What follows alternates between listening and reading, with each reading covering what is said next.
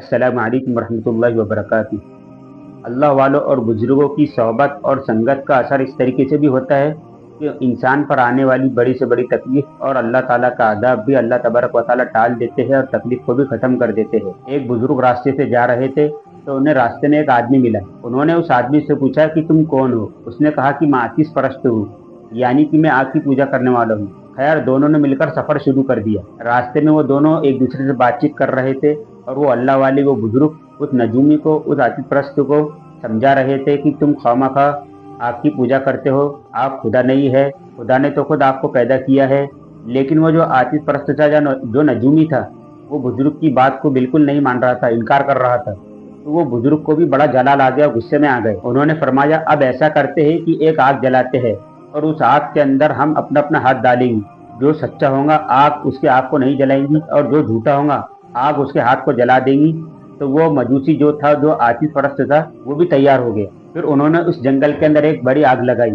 جب آگ جلنا شروع ہو گئی تو وہ جو نجومی تھا وہ گھبرانے لگا۔ تو جب وہ بزرگ نے دیکھے کہ یہ نجومی گھبرا رہا ہے تو انہوں نے اس کا ہاتھ لیا، اس کا بازو پکڑا اور سیدھا آگ میں ڈال دیا۔ تو جو بزرگ تھے ان کے دل میں تو پکا یقین تھا کہ یہ آگ میرا کچھ نہیں بگاڑ سکتی، اس لیے کہ ان کا اللہ پر توکل اور اللہ پر ایمان پورا پکا تھا کہ یہ آگ میرا کچھ نہیں بگاڑ سکتی اور اس آگ کے ذریعے سے اسلام کی شان و شوکت میں خوب اضافہ ہوگا۔ لیکن اللہ کی شان دیکھیے کہ نہ ان اللہ والوں کا ہاتھ جلا، نہ ہی اس نجومی کا ہاتھ جلا۔ وہ آتش پرست جو تھا وہ بڑا خوش ہوا، لیکن وہ جو اللہ والے تھے، جو بزرگ تھے، وہ دل ہی دل میں بڑے رنجیدہ ہوئے۔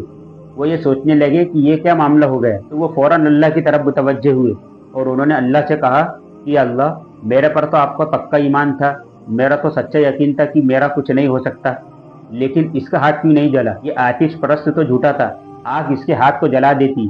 تو فوراً اللہ تبارک و تعالیٰ نے ان کے دل میں یہ بات ڈالی کہ اے میرے پیارے، بے شک وہ جھوٹا تھا، لیکن آپ نے اس کا ہاتھ اپنے ہاتھ میں پکڑا ہوا تھا، تو ہم کیسے اس کے ہاتھ کو بھی جلنے دیتے؟